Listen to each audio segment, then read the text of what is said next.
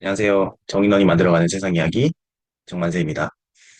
오늘은 제가 과거에 폐찰했던 물건, 분당구에 소재하는 건영 아파트인데 이 물건으로 등기부 권리 분석을 해보면 좋을 것 같다는 생각을 했습니다. 감정가 10억 2천짜리 물건이 5억 1,400만 원에 낙찰됐어요. 저희가 이때 차손일을 했었는데 어떻게 이렇게 시세 대비 저렴하게 낙찰받을 수 있었는지 등기부를 통해서 직접 권리 분석해 보려고 합니다. 좀 내려보시면 권리상 하자가 있었던 물건이에요. 하나하나 배우시겠지만 선순위 전세권, 인수된 물건이죠. 그렇기 때문에 낙찰자는 매각 대금을 내고 전세금 4억 5천만 원까지 인수되는 물건이라고 보고 이렇게 저가에 낙찰될 수 있었겠죠. 이를 특수물건이라는데 오늘 부동산 등기사항 정보 증명서로 권리 분석을 할 때 등기부의 중요성을 좀 강조하고 싶습니다. 여러분들이 일반 물건을 취급하든 일반 매매를 하시던 특수물건 경매를 하시던 이 등기부에서 해답을 찾는 경우가 상당히 많거든요. 그래서 등기부는 어떻게 봐야 되며 등기부를 통해서 어떠한 정보를 얻을 것인지 그 주제에 대해서 살펴보도록 하겠습니다. 먼저 등기부를 보는 이유는 우리가 값비싼 부동산을 거래하는데 이 권리관계와 재반 정보를 파악하고 이를 통해서 부동산 거래 사고를 예방하기 위함이죠. 등기부를 보는 목적은 첫 번째는 부동산 생김새도 확인해야 되고 두 번째는 권리도 확인하고 세 번째는 사건 흐름을 파악하기 위함입니다. 이러한 등기부는 총 세 가지가 있어요. 어, 하나는 토지 등기부, 두 번째는 건물 등기부, 그리고 이제 집합 건물 등기부예요. 집합 건물은 한 동을 여러 사람들이 같이 쓰면서 내 면적만큼을 구분해서 소유하는 건물을 의미합니다. 대표적으로 아파트나 오피스텔, 빌라 이런 것들이 집합 건물. 네, 해당되겠죠. 제일 먼저 표제부가 나오죠. 이 표제부라는 것은 눈에 보이는 사항들을 표시해 놓은 기록입니다. 이 부동산이 어디에 소재하고 있고, 건물은 어떤 구조로 되어 있는지, 또 지붕은 어떤 형태인지, 몇 층짜리 건물인지, 또 어떤 용도로 사용되고 있는지, 각 층별 면적이 나오죠. 그래서 등기부를 보시면 제일 첫 번째 나오는 페이지가 이 표제부부터 나오게 되어 있습니다. 그런데 토지 건물 같은 경우에는 표제부가 하나밖에 없지만 집합 건물은 표제부가 두 번 나오는데 첫 번째 표제부는 같이 쓰는 일동 전체 건물에 대한 표시사항이 나타나고 내가 단독으로 쓰는 부분에 대한 표제부가 한 번 더 나오게 돼요. 이때 대지권 목적이 토지 표시는 이 건물에 깔고 있는 토지를 표시한 거예요. 그러니까 해당 건물은 6필지 위에 건축이 되어 있는 거죠. 땅의 면적을 다 표시해둔 거고 이제 내가 단독으로 쓰는 부분은 3층 303호고 85제곱미터다. 실사용 면적이죠. 대지권의 표시는 아까 6필지 전체 면적을 다 더한 것 중에 85제곱미터 이 비율만큼 대지권 비율을 함께 취득하는 거예요. 15동 303호를 거래하면 85제곱미터의 전용 부분과 그에 따른 대지권 비율을 함께 일체로 넘기게 되는 것이죠. 두 번째는 각구 을구가 나오게 돼요. 각구는 소유권에 관한 사항을 표시하게 되는데 소유권 전체를 뒤흔들 수 있는 권리들이 각구에 표시가 되는 것이죠. 가장 대표적인 게 소유권이자 매매, 압류 같은 경우도 세금 체납으로 인해서 소유권을 처분하지 못하도록 묶어두는 권리죠. 경매 개시 결정 등기도 마찬가지입니다. 이 소유권 자체를 강제적으로 처분하기 위한 권리이기 때문에 네, 각구에 표시가 되겠죠. 소유권에 관한 가처분도 소유권 반틈에 대한 권리를 주장하기 위해서 반틈을 먼저 묶어두는 행위죠. 소유권 자체를 묶어두는 행위이기 때문에 각부에 표시가 되는 거죠. 반면 일구는 소유권 이외의 모든 사항들을 표시하는 곳이에요. 예를 들어 근저당 같은 경우에는 내가 대출을 받았다. 그것은 소유권은 그대로 있고 소유권을 담보로 대출을 실행한 거죠. 그렇기 때문에 소유권을 행사할 수 있는 범위가 대출로 인해서 축소되거나 제한되는 겁니다. 이런 것들이 일부에 나타나게 돼요. 대표적인 게 전세권이 있어요. 전세권 설정 등기가 있죠. 그러니까 소유자가 부동산을 주식회사 콘스에게 빌려줬어요. 그럼 빌린 자가 물건을 사용하니까 소유자는 이 부동산을 사용하지 못하죠. 소유권의 범위가 축소되는 겁니다. 이런 것 역시 을구에 나타나게 되죠. 자, 이런 권리는 결국 분석할 때 순위를 따져봐야 돼요. 그런데 규칙은 같은 구 안에서는 이런 순위 번호로 순위가 정해지고 다른 구끼리는 접수일자로 우열을 가리시면 돼요. 만약 접수일자가 같다면 접수 번호로 우열을 가리시면 되겠죠. 요약 번호로 순위를 가려보자면 각 구 내에서는 가처분이 이미 경매 개시 결정보다 순위 보도가 빠르니까 선순위가 되는 것이고, 그리고 을구 내에서는 전세권 설정 등기가 순위 번호가 빠르고 근저당권이 순위 번호가 늦으니 후순위 권리가 되는 건데 각 구와 을구 다른 구끼리 비교할 때는 이 접수일자로 보는 거예요. 접수일자가 가장 빠른 친구가 전세권 등기죠. 얘가 1번이 되는 겁니다. 네요. 두 번째는 2020년 8월 14일이네요. 얘가 2번이 되는 거고요. 세 번째는 갑구끼리 나왔으니까 3번, 4번 이렇게 되겠네요. 그럼 갑구를 먼저 나열하고 뒤에 을구를 이 사이사이에 끼워 넣으면 되겠죠. 아래와 같은 요약본이 탄생하게 되는 거죠. 자, 등기부를 통해서 확인해야 될 사항 중에 가장 중요한 게 사건 흐름 파악입니다. 1994년 8월 25일에 정태 씨가 소유권을 가져왔어요. 다른 채권자에 의해서 경매를 당하게 되죠. 이 경매 과정에서 이민 씨가 낙찰을 받고 소유권을 이전해 왔습니다. 이민 씨도 황민 씨로 인해서 물건이 또 경매로 나오게 됐어요. 그런데 이 건의 경매는 취소 기각 처리됩니다. 정태 씨가 또 등장하게 됩니다. 정태 씨가 2분의 1 지분에 대해서 가처분을 걸었는데 가처분은 내가 이 2분의 1 소유권에 대한 권리가 있으니 권리를 보호하기 위해서 다퉈보겠다. 근데 다투는데 시간이 오래 걸리니 일단 2분의 1만큼의 나의 권리를 우선적으로 묶어두겠다라는 의미예요. 그런데 어떤 목적으로 묶어두냐 하면 여기 비보전 권리가 있죠.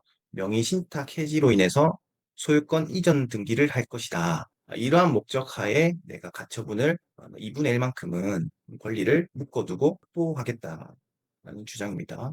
그러니까 여기서 상황을 좀 추론해 보자면 정태 씨와 이민 씨는 이 소유권에 대해서 다투는 상황인데 정태 씨가 이민 씨가 경매로 낙찰받기 전 소유자예요, 전 소유자. 정태 씨가 이민 씨가 새로운 소유자, 신소유자고. 그런데 명의 신탁 해지로 인한 소유권 이전 등기 청구권 이 피보전 권리인 것으로 봐서 정태 씨가 재산의 반만큼 권리가 있고 이민 씨 명의로 부동산을 가져오게 만들었던 것 같아요. 부동산 실명법상 명의 신탁이 금지돼 있어요. 무효이거든요. 그런데도 불구하고 이러한 피보전 권리로 가처분이 인용됐다 하는 것은 명의 신탁의 예외 규정인 종중이나 부부 관계일 때 유효하다고 보거든요. 그래서 정태 씨와 이민 씨가 부부일 가능성이 있다. 이 정도인 것 같은데 부부라고 하기에는 또 나이 차가 어느 정도 나서 14살 차이잖아요. 자세한 상황 모르겠지만 어쨌든 이 재산 소유권에 대해서 다툼이 있는 상태다. 이 정도 정리를 할 수 있겠죠. 그러다가 황진 씨가 경매로 신청했습니다. 황진 씨는 전에도 한번 경매 신청했다가 기각이 됐었죠. 한 번 더 신청해서 이 건이 경매로 나오게 된 겁니다. 자, 을고 한번 보시죠. 정태 씨가 조흥은행으로부터 대출을 받아서 상환하다가 해지하고 상환하다 해지하고 하다가 매각이 됐어요. 누구에게? 이민 씨에게요. 이민 씨는 낙찰 받으면서 용산시 수협에서 담보대출을 일으켰던 것 같고 그 뒤에 후순위로 개인근저당을 설정하면서 대출을 더 실행한 것 같아요. 근데 날짜가 얼마 차이 안 나는 거 보니 2014년 10월 기준의 담보 가치를 한번 봐야 될 것 같아요. 쭉 내려서 2년 뒤에 황토원 농협에서 대출을 일으키면서 7번, 8번이죠. 그러니까 이 대출을 일으키면서 앞에 근저당을 대출금을 상환했던 것 같아요. 그리고 2018년 7월 9일에 남원농협에서 대환을 한 것 같습니다. 자, 이때까지만 해도 이민 씨가 채무자로서 대출을 일으켰죠. 그런데 밑으로 쭉 내려보니 군산 팔마신협에서 대출금을 높일 겸 한 번 더 대출을 갈아탔어요. 그런데 이때 채무자가 이보시오 콘스죠. 그간 채무자는 이민 씨였는데 콘스라는 법인을 채무자로 세워서 대출을 일으켰어요. 그 뒤에 같은 날에 콘스라는 법인이 전세권자가 됩니다. 이민 씨와 주식회사 콘스는 어떠한 관계길래 콘스가 돈을 빌리면서 이민 씨 부동산을 담보로 잡았냐라는 의문이 들어야겠죠. 그리고 콘스가 이민 씨 부동산을 담보로 해서 대출을 받고 4억 5천을 전세권을 설정했어요. 이 당시만 하더라도 얘는 후순위 전세권이죠. 앞에 근저당이 있었을 테니까. 그런데 여기서 1년 정도 뒤에 황진 씨에게 이번엔 이민 씨가 개인 대출을 또 일으켰어요. 15번 근저당을 대출금을 상환하면서 꺼버렸어요. 얘가 말소됨에 따라서 이 전세권이 선순위가 되버렸습니다. 이상하면 물건을 좀 더 파헤쳐 봐야죠. 콘스의 법인 등기부를 발급해 봤습니다. 군산에 소재하는 건축 자재 관련된 업을 하고 있는 회사인 것 같은데 쭉 내려보시면 여기 황진 씨가 나타나죠. 근저당권자였죠. 또 뭐 황인으로 봐서는 두 분이 가족인 것 같기도 해요. 이민 씨가 또 등장하죠. 이민씨가 사내이사예요. 대표는 또 황상이 대표이사인데, 아까 황진님, 또 황인님, 제가 봤을 때는 가족일 가능성이 있을 것 같아요. 어쨌든, 지금 보시면, 이진 씨도 근저당권자로 등기해서 봤었죠. 정리를 하면, 자, 보십시오. 정태 씨는 전 소유자로 전입이 돼 있는 상태고, 선순위 전세권자는 이 콘스의 사내 이사가 이민 씨예요. 그렇다면 이민 씨와 콘스는 개인과 법인은 법률상 별개 인격이지만 결국에는 자기가 운영하는 회사를 선순위 전세권으로 집어넣고 인수로 만들어 놨어요. 그리고 지금 전입은 전 소유자인 정태 씨가 하고 있는 상태고 전세권이라는 것은 물건을 사용하고 수익하기 위한 목적인데 이 법인이 전세권 등기를 해서 어떤 사용 수익을 목적으로 이런 권리를 설정했냐 굉장히 꺼림칙하단 말입니다. 두 번째는 황진 씨죠. 이 황진 씨도 과거 콘스텍 코리아의 이사였어요. 4억 원을 개인 대출하면서 근저당을 설정하고 경매를 넣은 걸 보니 전 소유자인 정태 씨가 이민의 소유권의 반틈의 권리를 가지고 있다고 주장하는 상태고 이러한 가처분은 후순위 가처분이라서 경매 절차에서 소멸되게 됩니다. 그래서 이민실 씨가 선순위 전세권을 의도적으로 만들고 이해관계인을 통해서 근저당을 설정한 다음에 경매를 신청해서 이분이 저가로 취득한 목적이 아니었나 생각이 들거든요. 그리고 제가 이 물건 입찰 들어갔다 했었는데 현장에서 호창을 하죠, 법원에서. 그때 법인 등기 소속에 있었던 과거 임원분이 입찰을 해서 폐차를 했었습니다. 제3자 명의를 이용해서 저가로 취득하기 위해서 꾸며낸 상황이다라고 보는 게 합리적인 판단이지 않을까 생각합니다. 그렇다면 이 물건의 낙찰자는 추후에 어떻게 대응해야 될까요? 지금 낙찰받은 시점으로부터 1년이 지났는데 순순위 전세권을 소송으로 다퉈서 말소시킨다면 엄청난 수익이 예상되는 것이죠. 이런 물품 같은 경우에는 출구를 저희가 입찰할 때는 두 가지로 짰었어요. 폰스테코리아와 항진 씨, 이민 씨가 사실상 한 통속이죠. 통정 허위 표시로 인한 무효를 주장할 수도 있을 것이고, 물론 각각 주장에 따른 입증 책임은 낙찰자에게 있는 것입니다. 두 번째는 콘스텍코리아와 관련 없는 제3자가 이 부동산을 점유하고 있는 상태에서 전세권 기간이, 존속 기간이 만료됐다면, 그때는 이 전세권은 더 이상 용의권 기능을 상실하고 담보권만 남은 상태이기 때문에 말소돼야 되는 것이 아닌가라는 주장을 펼칠 수도 있을 것 같고, 이런 것들은 자금 이체 내역도 확인해야 될 것이고, 소송을 진행할 것 같은데, 결과가 아주 궁금합니다. 지금 현 시세를 살펴보면 8호제곱미터고 11억이에요. 제일 최근 거래가 11억이고 같은 면적입니다. 최저가 순으로하고 동일 매물 묶었는데 13층이 11억입니다. 6층이 7월에 11억에 거래됐어요. 본건은 3층인데 좀 보수적으로 본다 하면 15억 5천 정도는 가지 않을까 싶은데요. 만약 이분이 낙찰자가 소송을 거쳐서 전세권을 말소했다면 혹은 법률적인 다툼에서 굉장히 우위를 정하고 있다면 수익이 굉장히 크죠. 등기를 같이 살펴보면서 권리 분석을 해보았는데요.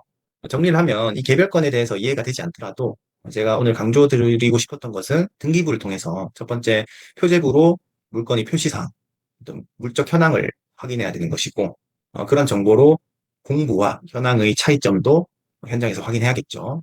두 번째는 각구, 을구가 나오는데 각구에서는 소유권에 관한 사항들, 이 소유권 자체를 뒤흔들 수 있는 권리들은 각구에 표시되겠죠. 대표적인 것이 매매로 인한 소유권 이전 등기 또는 압류, 가압류, 경매 개시 결정 등기 또는 소유권을 묶어버릴 수 있는 가처분이라든지 이런 것들은 각구에 등재되고요. 또 을구에는 이 소유권 이외에 소유권을 제한할 수 있는 권리들이 등재되겠죠. 대표적인 것이 근저당권, 대출을 실행하는 폭만큼 소유권을 행사할 수 있는 범위가 제한되기 때문에 일부에 표시되는 것이죠. 전세권도 마찬가지죠. 전세권을 등기하고 전세권자가 목적물을 사용 수익하게 되면 소유권의 사용 범위가 제한되기 때문에 이런 것들을 제한물권이라고 하거든요.